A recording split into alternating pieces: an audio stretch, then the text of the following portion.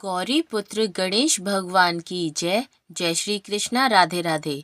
नमस्कार दोस्तों, आपके अपने YouTube चैनल एक्सप्लोरिंग देवस्थानम में आपका स्वागत है। आइए जानते हैं बृहस्पतिवार की व्रत कथा। भारतवर्ष में एक प्रतापी और दानी राजा राज्य करता था। वह नित्य गरीबों और ब्राह्मणों की सहायता करता था। यह बात उसकी रानी को अच्छी नहीं लगती थी। वह न ही गरीबों को दान देती और न ही भगवान का पूजन करती थी और राजा को भी दान देने से मना करती थी। एक दिन राजा शिकार खेलने वन को गए हुए थे तो रानी महल में अकेली थी। उसी समय बृहस्पति देव साधु वेश में राजा के महल में भिक्षा लेने के लिए गए और भिक्षा मांगी।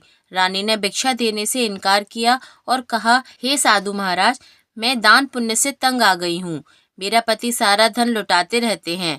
मेरी इच्छा है कि हमारा धन नष्ट हो जाए, फिर न रहेगा बांस न बजेगी बांसुरी। साधु ने कहा, देवी तुम तो बड़ी विचित्र हो। धन संतान तो सभी चाहते हैं, पुत्र और लक्ष्मी तो पापी के घर भी होने चाहिए। यदि तुम्हारे पास अधिक धन है तो भूखों को भोजन दो, प्यासों के लिए प्याऊ बनवाओ, मुसाफिरों के लिए धर्मशालाएं खुलवाओ। जो निर्धन अपनी कुंवारी कन्याओं का विवाह नहीं कर सकते, उनका विवाह करा दो। ऐसे और कई काम हैं जिनके करने से तुम्हारा यश लोक परलोक में फैलेगा। परंतु रानी पर उपदेश का कोई प्रभाव न पड़ा।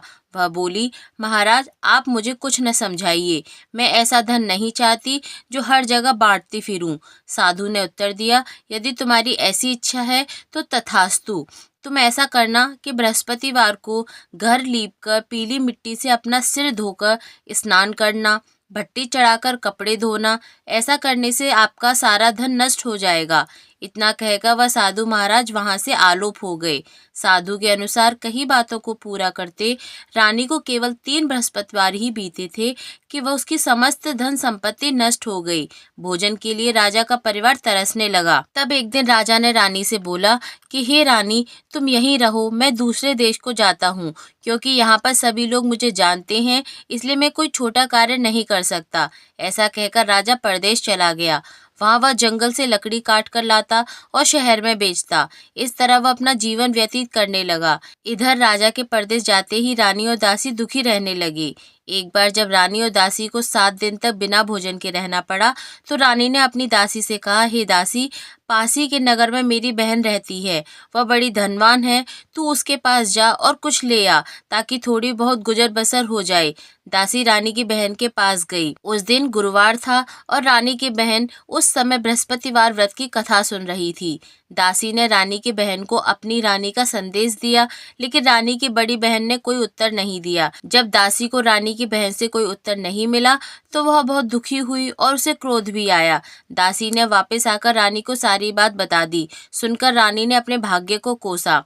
उधर रानी की बहन ने सोचा, मेरी बहन की दासी आई थी परंतु मैं उससे नहीं बोली, इससे वह बहुत दुखी हुई होगी। कथा सुनकर और पूजन समाप्त करके वह अपनी बहन के घर आई और कहने लगी, बहन, मैं बृहस्पतिवार का व्रत कर रही थी। तुम्हारी दासी मेरे घर आई थी, परंतु जब तक कथा होती है तब तक न तो उठते हैं और न ही बोलते हैं, इसलिए मैं नहीं बोली। कहो दासी, क्यों गई थी? रानी बोली, बहन तुमसे क्या छिपाऊं, मेरे घर में खाने तक को अनाज नहीं था। ऐसा कहते कहते रानी की आंखें भर आईं।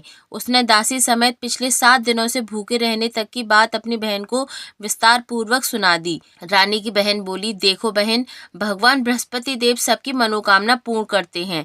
देखो, शायद तुम्हारे घर में अनाज रखा हो। पहले तो रानी को विश्वास नहीं हुआ, पर बहन के आग्रह करने पर उसने अपनी दासी को अंदर भेजा तो उसे सचमुच अनाज से भरा एक घड़ा मिला। वह देखकर रानी को बड़ी हैरानी हुई। दासी रानी से कहने लगी, हे रानी, जब हमको भोजन नहीं मिलता तो हम व्रत ही तो करते हैं, इसलिए क्यों न इनसे व्रत और कथा की विधि पूछ ली जाए ताकि हम भी व्रत कर सकें। तब रानी ने अपनी बहन से बृहस्पतिवार व्रत के बारे में पूछा।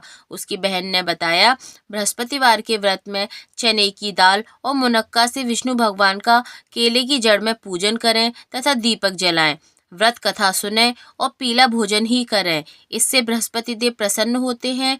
व्रत और पूजन विधि बताकर रानी की बहन अपने घर को लौट आई। 7 दिन के बाद जब गुरुवार आया तो रानी और दासी ने व्रत रखा। घुड़साल में जाकर चना और गुड़ लेकर आई, फिर उससे केले की जड़ तथा विष्णु भगवान का पूजन किया। अब पीला भोजन कहाँ से आए, इस बात को लेकर दोनों बहुत दुखी थे। चूंकि उन्होंने व्रत रखा था, इसलिए बृहस्पति देव उनसे प्रसन्न थे। इसलिए वे एक साधारण व्यक्ति का रूप धारण कर 2 थालों में सुंदर पीला भोजन दासी को दे गए। भोजन पाकर दासी प्रसन्न हुई और फिर रानी के साथ मिलकर भोजन ग्रहण किया। उसके बाद वे सभी गुरुवार को व्रत और पूजन करने लगे।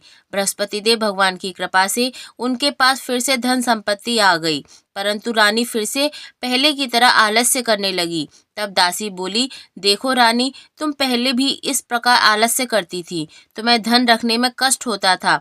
इन सभी कारण से धन नष्ट हो गया और अब जब भगवान बृहस्पति देव की कृपा से धन मिला है तो तुम्हें फिर से आलस्य हो रहा है।